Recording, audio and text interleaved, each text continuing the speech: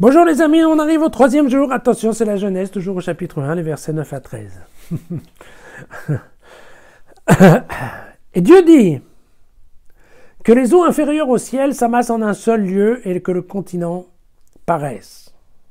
Et il en fut ainsi. Dieu appela terre le continent. Il appela mer l'amas des eaux. Et Dieu vit que cela était bon. Et Dieu dit que la terre se couvre de verdure, d'herbes qui rend féconde sa semence, d'arbres fruitiers qui, selon leur espèce, portent sur terre des fruits ayant en eux-mêmes leur semence.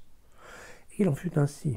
La terre produisit de la verdure, de l'herbe qui rend féconde sa semence selon son espèce, des arbres qui portent des fruits ayant eux-mêmes leur semence selon leur espèce. Et Dieu vit que cela était bon. Il y eut un soir, il y eut un matin, troisième jour. Voilà. Donc on se souvient, premier jour, jour et lumière.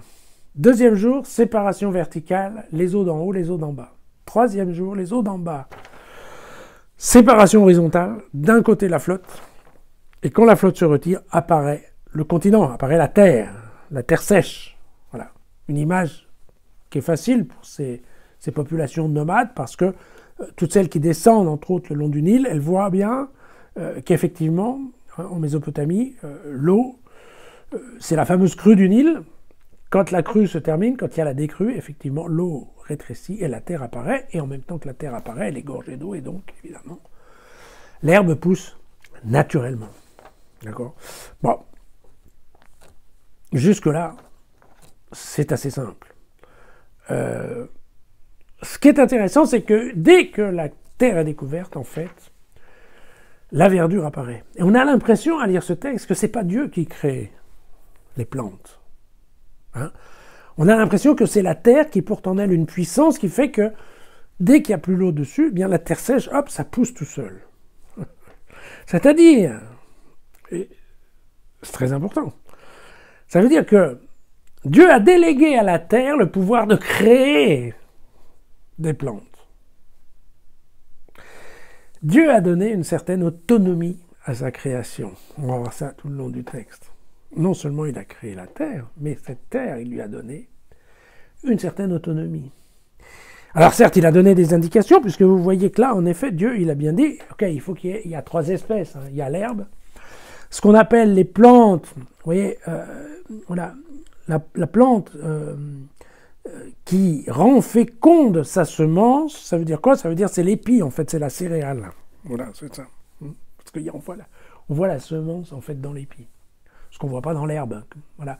Et puis, les fruits, et là encore, les fruits avec les semences qu'on trouve dans le fruit. Hein, la graine qui est dans la pomme. Voilà.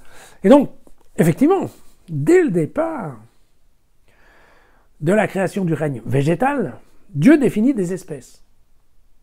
D'accord ? Donc, non seulement, évidemment, donc il a donné un certain nombre d'instructions.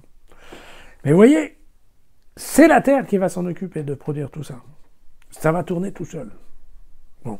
Et c'est ça ce qui me paraît vraiment, vraiment intéressant. D'une part, parce qu'évidemment, alors ça, dans la vision écologique de l'Église aujourd'hui, on s'en préoccupe en disant, mais vous voyez, Dieu a produit tout de suite la terre avec des espèces variées. Vous voyez ? Et des semences qui vont maintenir l'espèce. Voilà, donc ça, tout a été organisé pour en fait, effectivement avoir une grande variété de plantes et d'animaux, choses comme ça. Voilà. Donc, et le fait que ici, on voit bien que Dieu ne donne pas, on verra pour les animaux, il leur donne l'ordre de se reproduire. Ici, non. Mais il y a tout de suite l'idée de la semence comme étant l'organe de la reproduction végétale. Donc ça veut dire que non seulement Dieu donne une certaine autonomie à la terre pour qu'elle reproduise et pour qu'elle croisse, mais en plus de ça, Dieu a donné aux végétaux la capacité de se reproduire eux-mêmes, sans son intervention de création. Voilà, c'est ça ce qui me paraît être important. Donc à la fin du troisième jour, on a créé l'espace et le temps, mais on a surtout créé ce qu'on appelle les cadres immobiles. D'accord ? C'est-à-dire que on a bien la détermination du ciel, de la terre sèche et de la mer. Voilà. D'accord ? Et donc, on peut dire que l'espace a été créé, et évidemment, on peut dire que actuellement, Dieu a rendu notre planète habitable, on va dire, en 3 jours.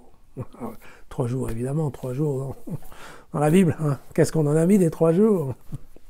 Mais bon, c'est cette idée, voilà. La Terre étant maintenant habitable, Dieu, les 3 prochains jours, va la remplir, et va la remplir avec des objets mobiles, et c'est ce que nous allons voir à partir de demain.